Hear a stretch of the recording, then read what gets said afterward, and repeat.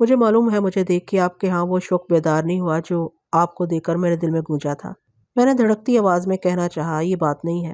آپ سے مل کر میں نے ایک خوشگوار تاثر لیا تھا۔ مجھے خوشی ہوئی تھی کہ میں خوش طبع، فکر اور حسین کہتے ہوئے میری زبان لکنت کرنے لگی، لیکن میں نے کہہ دیا اور میں نے کہا، یقین کیجیے آپ کو دیکھ کر مجھے بھی کچھ حاصل کرنے کی سرخوشی حاصل ہوئی۔ میں جانتی ہوں آپ ٹھیک کہہ رہے ہیں، وہ زیر لب تبسم میں بولی، لیکن پہلے مجھے کہنے دیجیے اور سمجھ لیجیے کہ میرا کوئی ہے۔ میں صرف آپ کے حوالے سے کہنا چاہتی ہوں، اپنے حوالے سے نہیں۔ بہتر ہوگا کہ میری بات جانے دیں۔ اتنے دنوں میں آپ کو یہ اندازہ تو ہو گیا کہ میرے ہاں اقدار کا اپنا ایک نظام ہے۔ کسی نہ کسی حد تک ہر شخص کے ہاں ہوتا ہے، لیکن سماجی دہشت کی وجہ سے وہ اسے خود تک محدود رکھتا ہے۔ میں بھی اسی سماجی دباؤ سے بری زبان نہیں ہوں، کیونکہ میں بھی اسی زندہ کی اسیر ہوں۔ لیکن جیسا کہ قیدی میں فرق ہوتا ہے، میری مثال اس قیدی کی سمجھیے جو کبھی اونچی آواز میں بات کہنے کی جرت کر لیتا ہے، چاہے اسے یہ جرت کتنی مہنگی پڑے۔ مگر زندہ ہے، اور قیدی تو قیدی ہے۔ ہم سب قیدی ہیں، اور نجات کی ایک ہی صورت ہے کہ خود کو زندہ کے سپرد کر دیا جائے، زندہ کے رحم و کرم پر۔ اچھے قیدیوں کی طرح زندہ کے آداب و قواعد پر عمل کیا جائے، کچھ رعایتیں مل جاتی ہیں۔ جانے کب سے یہ رد عمل انسانوں کے درمیان رائج ہے۔ ایک فرد کا شعور ہے کہ کیا اچھا ہے، کیا برا، کیا ہونا چاہیے۔ ایک گروہی یا اجتماعی شعور ہے، یا ضابطہ حدود کے کیا لازم ہے۔ دونوں میں ایک کشمکش رہتی ہے، اور طاقتور کی جیت ہوتی ہے۔ مان وہ رک گئی اور چند لمحوں کے تردد آمیز سکوت کے بعد بولی، میں دور چلی گئی، جانے میں کیا کہہ رہی تھی۔ میں سوچ رہا تھا کہ اسے کہاں سے یاد دلاؤں کہ وہ خود ہی بےتابی سے بولی، ہاں میں اپنے بارے میں وضاحت کر رہی تھی۔ آپ اطمینان رکھیں، میں فرد کے داخلی سچ اور خارجی سچ کے تضاد کا پورا شعور رکھتی ہوں۔ دونوں سچ ہیں کہ وہ دونوں موجود ہیں، اور جہاں تک میرا معاملہ ہے، میں فرد کے داخلہ سچ کے سلسلے میں بہت حساس ہوں، لیکن ہر زمانے میں انہیں انگلیوں پر گن لیجیے جو محض فرد کو ترجیح دیتے ہیں۔ تقریباً تمام لوگ اپنی ذات کا سچ گروہی یا اجتماعی سچ پر قربان کر دیتے ہیں۔ میرے کہنے کا مقصد ہے کہ آپ کے قریب کوئی ایسا ہے جس سے آپ اپنی ذات کا سچ بول سکتے ہیں۔ میں آپ کے پاس ہوں، ہم کیوں نہ ایک دوسرے سے سچ بولیں اور جتنا سکھ ممکن ہے اسے سمیٹیں۔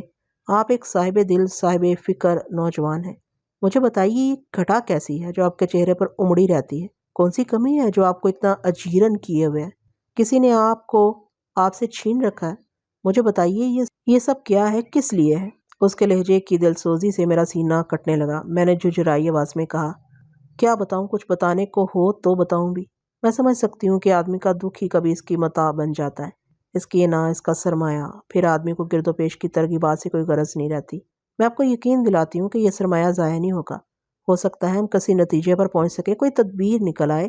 سنا ہے کسی کی شرکت سے بار کچھ کم ہو جاتا ہے۔ میں پوچھتی ہوں، وہ سرمایہ ہی کیا جس کے چھن جانے اور لٹ جانے کا اتنا ڈر ہو؟ کچھ بعید نہیں کہ یہ احوال خود میرے لیے کسی اذیت کا باعث ہو، مگر یہ خلش تو مجھے اور بے کل کیے رہے گی کہ میں ایک شخص سے قلبی اور ذہنی رفاقت کے باوجود اس سے کیسی اجنبی ہوں۔ خدا کے لیے زیادہ کچھ مت کہیے، میں نے کٹی پٹی آواز میں کہا، مجھ سے دہرایا نہیں جاتا۔ میری آواز ہی میرا ساتھ نہیں دیتی، اس لیے تو میں یہ بنتی کر رہی ہوں۔ آپ نے سب کچھ خود تک جو چھپا رکھا ہے، وہ عاجزی سے بولی، کسی کو شامل کر دیکھیے اور باور کیجیے کہ مجھ میں دوستی کی اعلیٰ صلاحیت موجود ہے۔ میں آپ کی بہترین دوست ہوں۔ میں آپ کو دشمن کب سمجھتا ہوں؟ مگر دوست بھی کہاں سمجھتے ہیں؟ مجھ سے زیادہ تو کیلی آپ کا دوست ہے۔ آپ اس سے یہ تکلف برتتے، اسے تم کہہ کر مخاطب کرتے ہو، وہ اور بات ہے۔ میں نے کسمساتے ہوئے کہا، میں آپ کو بھی تم کہہ سکتا ہوں، لیکن ایک خاتون کو؟ کیا ایک خاتون ایک مرد کی طرح کسی مرد کی دوست نہیں ہو سکتی؟ وہ چپڑتی آواز میں بولی، میرا مطلب ہے دو مردوں اور دو عورتوں میں جس طرح کی دوستی ہوتی ہے، جس طرح کیلی آپ کا دوست ہے، میں کیوں نہیں ہو سکتی؟ جی بالکل، میں نے منتشر لہجے میں کہا، مگر ایسا نہیں ہوتا۔ جانے کیوں ایک مرد ایک عورت دو مردوں اور دو عورتوں کی طرح نہیں ہو پاتے؟ ان دونوں کا باہمی تعلق ہمیشہ ایک مخصوص تناظر میں دیکھا جاتا ہے، لیکن یہ ہو ضرور سکتا ہے۔ نہ ہو سکنے کی کوئی مضبوط دلیل کم سے کم میری سمجھ میں نہیں آتی۔ ایسا ہونا چاہیے نا؟ جی ہاں، میں نے مضطربانہ تائید کی۔ تو میں آپ سے یہی تو کہہ رہی ہوں، مجھے آپ اپنا ایسا ہی دوست سمجھیے جیسے کیلی ہے۔ کیلی کی طرح مجھے آپ کی ضرورت ہے، آپ کو بھی کیلی کی طرح میری ضرورت ہے۔ کیلی کے پاس مجھ سے زیادہ نہیں ہے، میرے پاس اس سے زیادہ چھاؤں، سے زیادہ ریشم ہے۔ وہ بہت بے چین نظر آ رہی تھی، کہنے لگی، اچھا ایک بات بتائیں، میں آپ کو کیسی لگتی ہوں؟ میں نے کچھ کہنا چاہا، لیکن میرے ہونٹ کھلے کے کھلے رہ گئے۔ کوئی مشکل بات نہیں ہے، سچ بولنا اتنا دشوار نہیں ہوتا جتنا سچ سننا۔ آپ یہ کیوں پوچھ رہی ہیں؟ میں آئینہ دیکھنا چاہتی ہوں۔ اصل آئینہ تو دوسروں ہی کے پاس ہوتا ہے، خود کو کتنا نظر آتا ہے۔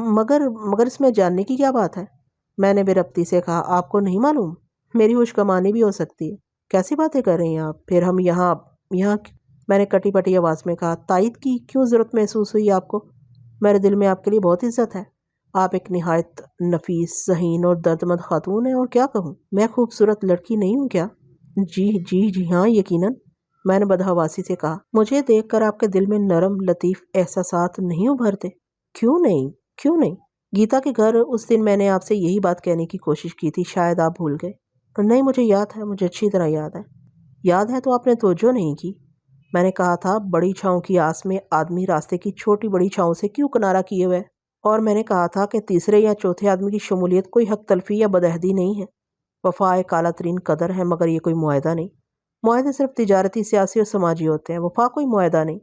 معاہدہ مشروط ہوتا ہے، وفا دونوں جانب سے اس بات کا ایک عمل ہے۔ یہ پابند نہیں ہے، بے اختیار ہے۔ ایک جانب سے بھی کبھی یہ ممکن ہے، کبھی آدمی دریا نہیں، لیکن آدمی دریا نہیں جو ایک طرف بہتا ہے، بہتا چلا جاتا ہے۔ آدمی پر مختلف اوقات میں مختلف کیفیات طاری ہوتی ہیں، اور چونکہ یہ ایک فطری مظہر ہے، اس لیے اپنی بدلتی ہوئی کیفیتوں کے دوران میں آدمی سے وفا کی پاسداری مشکل ہو جاتی ہوگی، اور یہ دورانیہ کشمکش میں گزرتا ہوگا۔ میرا خیال ہے وفا میں جہاں سے جبر شروع ہوا وہ وضع ہو گئی۔ زندگی بھر آدمی وضع نبھائے جاتا ہے، اور اپنے جسم و جاں میں ابلتی امڑتی نو بنو تحریکیں تابعہ کیے رہتا ہے۔ مجھے نہیں معلوم کہ پاس وضع سے ہونے والی سرخوشی بیش ہوتی ہے، یا خود پر عائد کیے جانے والا جبر زیادہ جنگ غسل ہوتا ہے۔ یقیناً پاس وضع میں کوئی اطمینان نصیب ہوتا ہوگا کہ آدمی اصرار کیے جاتا ہے، یا یہ ضد کی کوئی حالت ہے۔ ضد بھی استقامت دیتی ہے۔ میری رائے میں وضع ایک اچھی چیز ہے، آدمی پر آدمی کے اعتبار کی علامت، لیکن یہ بھی تو اپنی جگہ طے ہے کہ آدمی پر مختلف موسم طاری ہوتے رہتے ہیں۔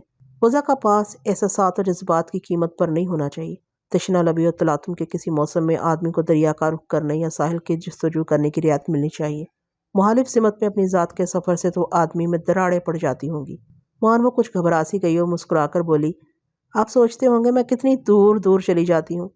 مجھے صرف اتنا کہنا تھا کہ زندگی اس قدر نہیں ہے جتنی آپ نے طے کر رکھی ہے، اور دنیا ایک آدمی سے دوسرے آدمی تک ہی نہیں ہوتی۔ میں سمجھتا ہوں، آپ کو کیا بتاؤں کہ میں خود پر کوئی جبر نہیں کرتا، میں نے بکھری ہوئی آواز میں کہا۔ جو کچھ بھی ہے وہ میرے اختیار میں نہیں ہے۔ ہو سکتا ہے ضرور یہی ہوگا، لیکن کیا یہ ستم نہیں ہے کہ آپ کے اختیار میں کچھ نہیں ہے؟ آپ کہیں گے کہ آپ کو کسی ستم یا جبر کا احساس ہی نہیں ہوتا۔ نہیں ہوتا ہوگا۔ ترک اختیار بھی بعض حوصلہ مندوں کا شیوا بن جاتا ہے، اور امید ٹوٹ جائے تو بھی لوگ اپنی وضع نہیں بدلتے۔ اور جہاں تک میرا اندازہ ہے آپ کی امید قائم ہے، اس لیے آپ کی آنکھوں میں آگ سی جلنے لگتی ہے۔ جن کی امید ختم ہو جائے ان کا عالم دوسرا ہوتا ہوگا۔ میں نے وہ لوگ دیکھے نہیں، کہانیوں میں پڑھے ہیں، سنا ہے، ان میں کئی اپنے آپ سے دستبردار ہو جاتے ہیں۔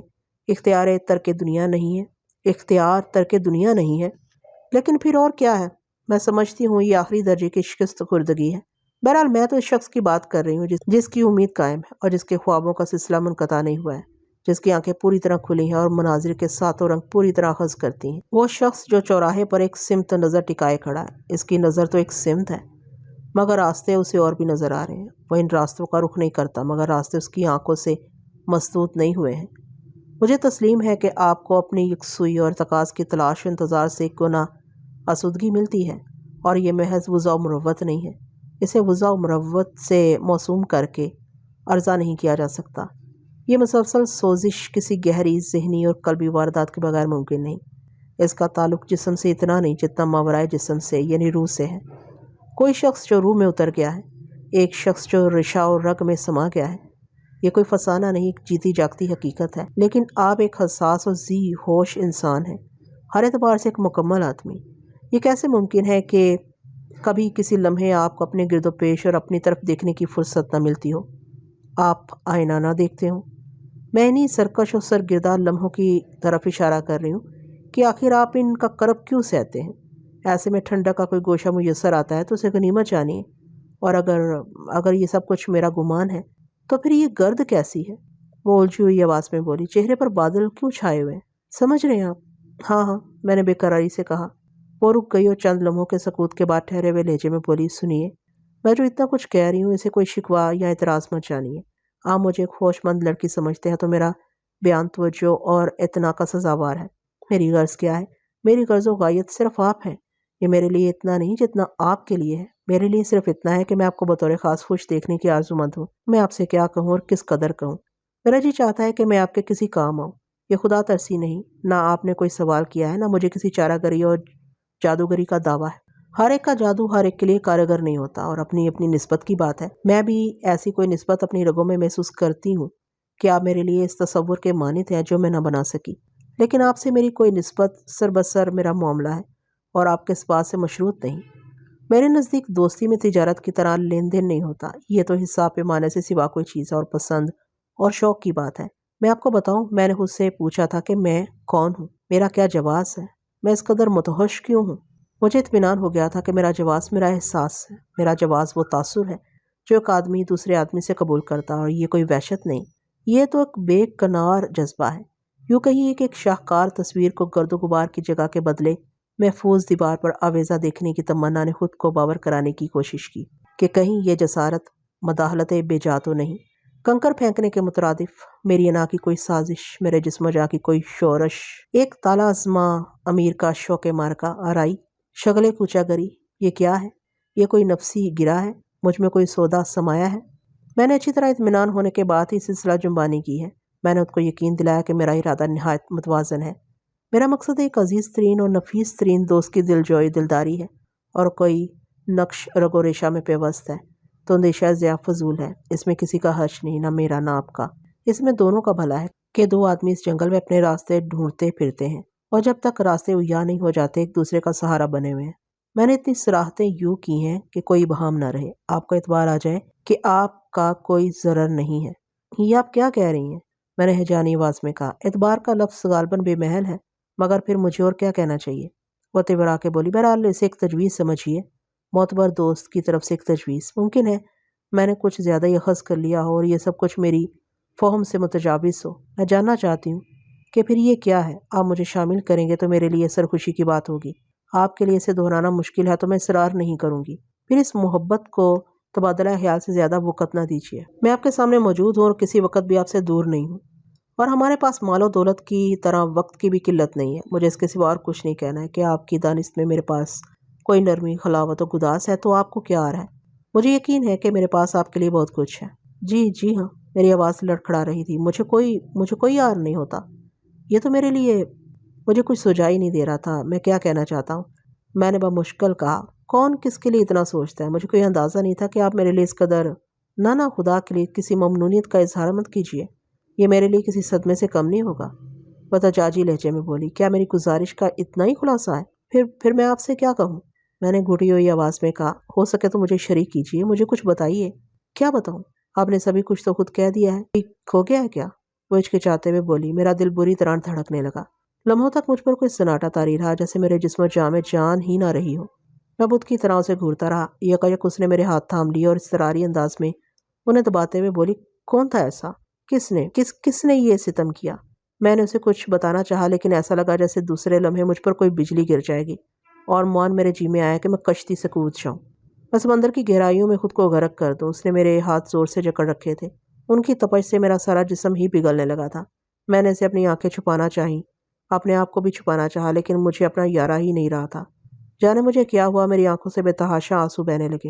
او نہیں، وہ ذہنی انداز میں بولی۔ اس نے میرے ہاتھ اپنی آنکھوں سے مس کر لیے، وہ مستربانہ انہیں چومنے لگی۔ کچھ مت کہیے، کچھ بھی نہیں، وہ بے قراری سے بولی اور مجھے تسلی و تشفی دینے لگی۔ اس نے رومال سے میرے آنسو خشک کرنے کی کوشش کی، لیکن میری آنکھوں سے تو ایک سیل جاری تھا۔ جتنا وہ میری پرسش کرتی، میرا سینہ اور گرجنے اور امڑنے لگتا۔ ٹھیک ہے پھر، جانے کب کا سمندر ہے، مت روکے اسے، اس نے تھپکتی آواز میں، اور میرا سر اپنی باہوں میں سمیٹ لیا۔ مجھے چکر سا آنے لگا۔ میں نے اپنے آپ کو مجتمع کرنے کی کوشش کی، لیکن میرے پاس تو کچھ بھی نہیں رہا تھا۔ میرے ہاتھ پیر، میرا جسہ و قامت، سارا بل زور دیکھنے کا تھا۔ وہ تو کوئی سراب تھا۔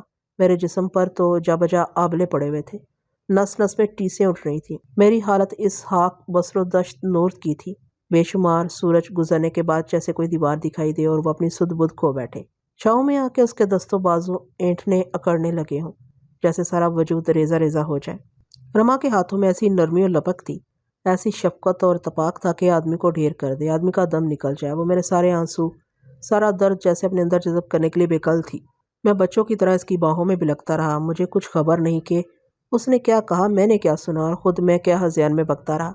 جانے کتنی دیر مجھ پر وحشت کا یہ عالم، یہ خفقان طاری رہا۔ مجھے کچھ نہیں معلوم کہ کب اس نے میرا سر اپنے شانے سے ٹکا لیا تھا۔ تلاطم کے یہ لمحے، یہ سیلاب بے بلا گزرا تو میں کسی لاچار کے مانند اس کے حصار میں تھا، اور جیسے جیسے میری بینائی واپس آتی رہی میرے رگوں پہ میں چیونٹیاں سی رینگنے لگی۔ وہ مجھے اپنے پروں میں چھپائے ہوئے تھی، ریشم کے پروں میں۔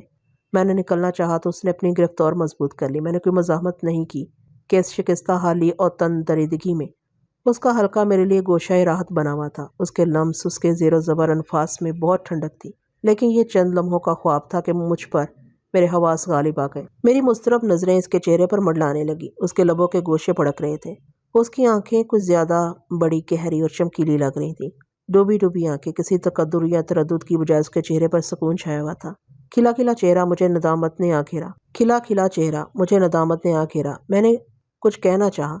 اس نے میرے ہونٹوں پر انگلیاں رکھ دیں اور سسراتی آواز میں بولی، میں آپ کی بہترین دوست ہوں۔ بے اختیار میرا جی چاہا کہ میں اسے گلے لگا لوں، اسے خوب پیار کروں۔ میرے دل میں اس کے لیے بے پناہ پیار امڑا، لیکن میں گمسم بیٹھا رہا۔ میرے لیے کچھ نیا نہیں تھا۔ چند لمحوں کے سکوت کے بعد وہ جھلملاتی سی آواز میں بولی، مجھے اس کا اندازہ تھا، اسی لیے تو میں آپ سے کہہ رہی تھی۔ مگر آپ رک کیوں گئے؟ مجھے جانے کیا ہوا، آپ نے مجھے مان دیا۔ وہ میری بات کاٹ کے تیزی سے بولی۔ میں نے سر جھکا لیا۔ اس نے میری کمر سے تکیہ ٹکا دیا اور مجھے آرام سے بیٹھ جانے کی ہدایت کی۔ مجھے کسی رکد کا یارہ نہیں تھا۔ وہ دیر تک خاموش رہی۔ مجھے کسی رد و قد کا یارہ نہیں تھا۔ وہ دیر تک خاموش رہی، پھر پلکیں پٹ پٹاتے ہوئے بولی، کیسے ہیں آپ؟ میں ٹھیک ہوں، میں نے حفت سے کہا۔ وہ آسمان کی طرف دیکھتے ہوئے خوابدیدہ لہجے میں بولی، اچھے دوست بھی ہم ذات کی طرح ہوتے ہیں، امانت دار، پاسبان۔ اور وہ کچھ کہتے کہتے رک گئی، پھر چونک کے بولی، سچ بتائیے کیسا لگ رہا ہے؟ بہت بہت اچھا، میں نے اکلاتے ہوئے کہا۔ پھر اسی طرح رہیے، کوئی مدافعت مت کیجیے، جب تک میرے ساتھ ہیں اپنے آپ کو میری تحویل میں رہنے دیجیے۔ وہ شگفتگی سے بولی، ادھار کی طرح؟ میں آپ ہی کے پاس ہوں، میں نے باوجلت کہا۔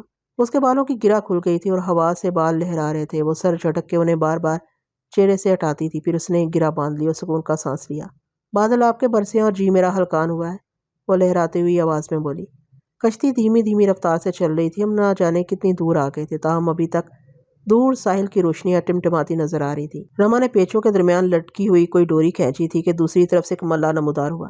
رما نے اسے کوئی اشارہ کیا تو وہ سر جھکائے لوٹ گیا اور پلک چپکتے میں غائب ہو گیا۔ رما میرے اور قریب آ گئی۔ اس کی مسکراتی نظریں مجھ پر بکھری ہوئی تھیں۔ اس نے ہاتھ بڑھا کے میرے بال درست کرنا چاہے تو میں اچھل سا گیا۔ دوسرے لمحے مجھے اپنے غیر ارادی رویے پر پشیمانی ہوئی۔ رما کو میرے اضطرار کا احساس نہیں ہوا یا اس نے دانستہ در گزر کر دیا۔ وہ میرے الجھے ہوئے بال درست کرتی رہی۔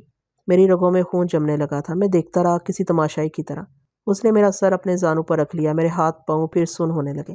یک بار کی میں نے اٹھنا چاہا، لیکن میں نے ارادہ ترک کر دیا۔ وہ میرے بالوں میں آہستہ آہستہ انگلیاں پھیر رہی تھی اور آہستہ آہستہ میرے سارے جسم میں نرم و لطیف لہریں امڑنے لگی تھیں۔ یہ سرور، آگہی، گداز میرے سان و گمان میں بھی نہ تھا۔ وہ سب کچھ میرے لیے بالکل نیا نیا سا تھا، جیسے میں بے وزن ہو گیا ہوں، میرا وجود پھیلتا جا رہا اور ہوائیں مجھے اڑائے لیے جا رہی ہوں۔ چند ثانیوں کے لیے جو ایک شور سا میرے سینے میں برپا ہوا تھا اور اس ہا ہو میں میرے اختیار کی ڈوری مجھ سے چھن گئی تھی، میں نے کسی طور اس پر دسترس حاصل کر لی۔ میں نے خود کو ٹیوکے دیے کہ میں تو ایک مہربان شخص کی پناہ میں ہوں۔ آدمی کے لیے آدمی کا اس سے اعلیٰ وظیفہ کیا ہو سکتا ہے؟ اس کا مقصود میری دل بستگی و دلداری ہے، اور کیا میں واقعی کسی لطف و انصبات سے ہمکنار نہیں؟ وہ راحت مجھ تک منتقل نہیں ہو رہی جس کے لیے وہ کوشاں ہے؟ تو مجھے کیا عار ہے؟ وہ ایک نرم و نازک لڑکی ہے، ایک حسین محجبین لڑکی۔ وہ کسی گوشہ گلستان سے کم نہیں۔ اس کے قرب کی تو لوگ تمنا کرتے ہوں گے۔ کون سے وسوسے اور اندیشے میرے در پہ ہیں؟ مجھے اس لطف و عنایت کا کوئی مول چکانا ہے، یا یہ میری عقل و فہم سے بعید کوئی طور ہے؟ یہ کوئی احسان ہے جس کی گراں باری کا اندیشہ مجھے ستائے ہوئے ہے، یا یہ سب کچھ کسی ہمدرد طبیب کی طرح چارہ گری کا ایک کرینہ ہے؟ مگر وہ تو ایک آئینہ مثال لڑکی ہے۔ اس کی رفاقت و نفاست میں کوئی کلام نہیں۔ تکلف و وضع اور چیز ہے جو اس میں دور دور تک بھی نہیں ہوتا، تو ڈھکا چھپا نہیں رہتا۔ اس کے اظہار میں بے ساختگی اور سوزش ہے۔ اس کے رخساروں پر تو شفق سی چھا جاتی ہے، اور یہ ساری نوازش میری دہائی اور دادخواہی پر کب ہے؟ اسی کے بقول میں نے کوئی دستے سوال کب دراز کیا ہے؟ وہ خود بھی تو یہی کچھ مجھ سے کہہ رہی تھی۔ میں نے اپنا جسم کشتی کے گدے پر بکھیر دیا تھا۔ اس کا دمکتا ہوا چہرہ مجھ پر جھکا ہوا تھا۔ اس کی آنکھیں محبت اور مسرت سے لبریز تھیں۔ اس کی نظریں کبھی اتنی تیز ہو جاتی تھیں کہ مجھ سے نگاہ نہیں ملائی جاتی۔ میں آنکھیں موند لیتا، کبھی وہ خود ہی میری پلکیں بند کر دیتی۔ نشہ کچھ یہی ہوتا ہوگا، نیند کے مانند۔ نیند آ بھی رہی ہے اور جسم جاگ بھی رہا ہے، جسم جاگ بھی رہا ہے اور کوئی بوجھ بھی نہیں۔ بہت دیر بعد اس نے زبان کھولی اور مہکتی آواز میں بولی، وہ کتنا خوش قسمت ہے جس کے لیے کوئی اتنی آگ لیے پھرتا ہے۔ میرے جی میں آیا کہ کہوں، اور وہ کتنا بد نصیب ہے جو اس کے باوجود نامراد ہو۔ میں خاموش رہا۔ وہ سرگوشی کے انداز میں بولی، میں نے سب احترام سے دیکھا اور سنا ہے۔ میں نے کچھ نہیں کہا۔ پھر کہنے لگی، آپ کے کسی طرف جانا ہو تو مجھے ساتھ لے چلیں، دونوں مل کے اسے دیکھیں گے۔ میں گہری سانس بھر کے رہ گیا۔ آسمان پر بدلیاں چھا گئی تھیں اور ہر سو اندھیرا مسلط ہو گیا تھا۔ اندھیرا بھی کبھی کبھی کیسا سہانا لگتا ہے، جانے کتنی رات ہو گئی تھی۔ مجھے اچانک علاج کا خیال آیا، وہ کلب میں ہم ہی کو ڈھونڈ رہا ہوگا۔ ممکن ہے گھر لوٹ گیا ہو، مگر میں نے رما کو ٹوکا نہیں۔ کشتی ہچکولے کھاتی ہوئی ہولے ہولے چلتی رہی۔ گھنٹی بجنے پر میں چونک پڑا۔ رما نے بھی جھرجھری سی لی۔ میں نے نظریں گھما کے دیکھا تو گھاٹ قریب تھا اور کلب کی روشنیاں سامنے نظر آ رہی تھی۔ ملاحوں نے ہمیں مطلع کرنے کے لیے گھنٹی بجائی۔ رما نے آہستگی سے میرے شانے پر دستک دی۔ میں اس کا مقصد سمجھ گیا تھا، لیکن اٹھنے کو جی نہیں چاہ رہا تھا۔ کچھ دیر میں یہ سارا منظر بکھر جانے کو تھا۔ میں نے چند لمحوں کو بچی کچی راحت سمیٹنے کے لیے آنکھیں بند کر لی۔ کشتی کی رفتار اور سست ہوگی۔ میں اٹھنے کا ارادہ کر رہا تھا کہ رما نے میری پیشانی کو بوسہ دیا اور میری پلکوں کو، اور مجھ سے اس وقت تک نہیں اٹھا گیا جب تک کہ کشتی گھاٹ کے سینے سے نہ لگ گئی۔ کلب کے ٹاور میں 1:30 بج رہا تھا۔ کلب ابھی تک جاگ رہا تھا۔ سوئمنگ پول اور اس کے گرد و نواح میں پھیلے ہوئے وسیع سبززاروں کی طرف سناٹا تھا۔ اکا دکا لوگ ہی نظر آئے۔ رما میرے پہلو سے لگی عمارت کی طرف بڑھتی رہی۔ ہماری رفتار نسبتاً تیز تھی، درمیان میں ایک بڑا فاصلہ تھا۔ اس نے مضبوطی سے میرا ہاتھ تھام رکھا تھا اور یوں اس کے ساتھ چلتے ہوئے مجھے عجیب سا لگ رہا تھا، جیسے میرا قد بڑھ گیا ہے، جیسے میری طاقت دوچند ہو گئی ہے۔ سوئمنگ پول کے قریب ہم نے سبززار کی پگڈنڈی عبور کی تھی کہ نہ جانے کس طرف سے بھاری جسم اور اوسط قد کا گدھیڑ عمر شخص ہمارے سامنے آ کر کھڑا ہو گیا۔ وہ سوٹ بوٹ میں ملبوس تھا، چہرے سے عمارت ٹپک رہی تھی، حلیہ بگڑا ہوا تھا، ٹائی کی گرا کھلی ہوئی، بال بکھرے ہوئے، پٹ پٹاتی پلکوں سے پہلے اس نے رما کو گھورا، پھر اس کی نظریں مجھ پر مرکوز ہو گئیں۔ وہ ہمیں پہچاننے کی کوشش کر رہا تھا، اور اچانک اس نے رما کی کلائی پکڑ لی۔ کدھر پھر رہی ہو تم؟ اور یہ کون ہے؟ اس نے انگریزی میں کہا۔ اس کی تلخ و ترش آواز جیسے ناک سے نکل رہی تھی۔ مجھے حیرت ہوئی۔ میں نے پریشان ہو کر رما کی طرف دیکھا۔ اس کے ہونٹوں پر مسکراہٹ کھلی ہوئی تھی۔ یہ میرے دوست ہے مسٹر باور، رما نے شائستگی سے کہا، اور مجھ سے کسی قدر اور قریب ہو کے بولی۔ ہم سمندر کی طرف نکل گئے تھے۔ ہاں، سمندر کی طرف۔ اس کی آنکھیں پھیل گئیں اور وہ گرجتے دھاڑتے ہوئے بولا، مجھ کو بتائے بغیر تمہیں بتانے کی ضرورت نہیں تھی۔ رما نے شوخی سے کہا، تم ابھی بار میں جا کے ایک پیگ اور پیو، میری طرف سے میرا جامع صحت۔ اتنی دیر میں ان کے ساتھ ہوں۔ مجھے اندازہ ہوا کہ یہ شخص تو سر بسر ڈوبا ہوا ہے، اسے تو سیدھی طرح کھڑا بھی نہیں ہوا جا رہا تھا۔ یک اس پر وحشت طاری ہوئی۔ مجھے یہی ڈر تھا کہ اس نے میرے گریبان پر ہاتھ ڈال دیا۔ میرے جی میں آئی کہ اس کی گردن دبوچ لوں، لیکن وہ تو کسی قابل ہی نہیں تھا۔ میں نے اس کا ہاتھ اپنے گریبان سے ہٹانے کے لیے ذرا اس کی کلائی پر پنجہ ڈالا، وہ پیر پٹکنے اور فیل مچانے لگا۔ میں نے فوراً چھوڑ دیا۔ اسے کچھ بعید نہیں تھا، ممکن تھا وہ رما سے بھی دست درازی کرے اور ادھر ادھر سبززاروں میں لوٹتے ہوئے لوگ ہماری طرف متوجہ ہو جائیں۔ اچھا ہوا کہ رما نے اس کی غلط فہمی دور کر دی۔ اسے یقین نہیں آیا، اس کی آنکھیں پھٹی ہوئی تھیں۔ پھر وہ کدھر ہے؟ میری بیوی کہاں ہے؟ آپ لوگوں نے اس کو دیکھا ہے؟ وہ احمقوں کی طرح پوچھنے لگا۔ وہ ادھر پول میں نہا رہی ہے، رما نے اسے بتایا۔ وہ کچھ سوچے سمجھے بغیر لڑکھڑاتے قدموں سے سوئمنگ پول کی طرف دوڑ پڑا۔ رما بالکل بچی بن گئی، زور زور سے تالی بجانے اور کھلکھلانے لگی۔ یقیناً وہ بیچارہ چھلانگ لگائے بغیر باز نہیں آئے گا، میں نے کہا۔ نشہ تو اتر جائے گا، اور اگر اسے تیرنا نہ آتا ہو تو؟ کلب میں تیراکی جاننا پہلی شرط ہے، مگر وہ اپنے آپے سے باہر ہے۔ زندگی ہاتھ سے جانے لگی تو اچھی طرح ہوش میں آ جائے گا۔ میں سوئمنگ پول کی طرف جا کے اسے دیکھنا چاہتا تھا، لیکن رما بے نیازانہ آگے چل پڑی۔ اندر کلب کی عمارت میں لوگوں کی بڑی تعداد موجود تھی، عورتیں اور مرد۔ رما ہال کی طرز کے ایک کمرے میں داخل ہوئی۔ وہاں بہت سرگرمی تھی، اندر روشنی بھی تیز تھی اور رولے کے گرد بھیڑ جمع تھی۔ جوئے کا پہیہ گھوم رہا تھا اور لوگوں کی قسمت بھی گھوم رہی تھی۔ ہم پر کسی کی نظر نہیں پڑی کیونکہ سبھی لکشمی کے جستجو میں تھے۔ یہ حقیقت جانے کے باوجود ہر ایک اس کی آرزو میں تھا کہ لکشمی اپنے سارے آرزو مندوں سے یکساں سلوک نہیں کرتی۔ سگار اور سگریٹوں کے دھوئیں سے کمرے میں کوہر سی پھیلی ہوئی تھی۔ رما نے اشارہ کیا کہ مجھے شوق ہو تو میں بھی کچھ داؤ پر لگاؤں۔ میں نے کہا، مجھے جوئے سے کبھی رغبت نہیں رہی۔ میں نے اسے ایک مقولہ سنایا کہ جواری آخر ایک دن خود کو بھی ہار دیتا ہے۔ وہ کہانی تو پڑھی ہوگی، میں نے کہا۔ جب ایک شخص کے پاس ہارنے کے لیے کچھ نہ رہا تو اس نے اپنی بیوی کو داؤ پر لگا دیا، اسے بھی ہار گیا۔ کہنے لگی، میں نے بھی یہ کہانی پڑھی ہے، لیکن کبھی کبھی منہ کا ذائقہ بدلنے میں کوئی حرج نہیں۔ میں نے کہا، اس کی خواہش ہو تو وہ ضرور کچھ داؤ پر لگائے، لیکن رما کا کوئی ارادہ نہیں تھا۔ وہ تو میری خاطر کہہ رہی تھی، کلاش وہاں نہیں تھا۔ ہم کچھ دیر ٹھہر کے دوسرے دروازے سے نکل گئے۔ رما مجھے ایک اور حال میں لے آئی۔ یہاں کا منظر ہی اور تھا۔ دھیمے دھیمے سر حال میں گونج رہے تھے اور رنگ برنگی ہلکی ہلکی روشنیوں سے لگتا تھا جیسے کوسوں قزح کے رنگ گڈمڈ ہو گئے ہوں، اور جیسے رنگ بھی وسطی فرش پر ایک دوسرے میں گم جوڑوں کے ساتھ ناچ رہے ہوں۔ اطراف میں لگی ہوئی بیشتر میزیں بھری پڑی تھیں۔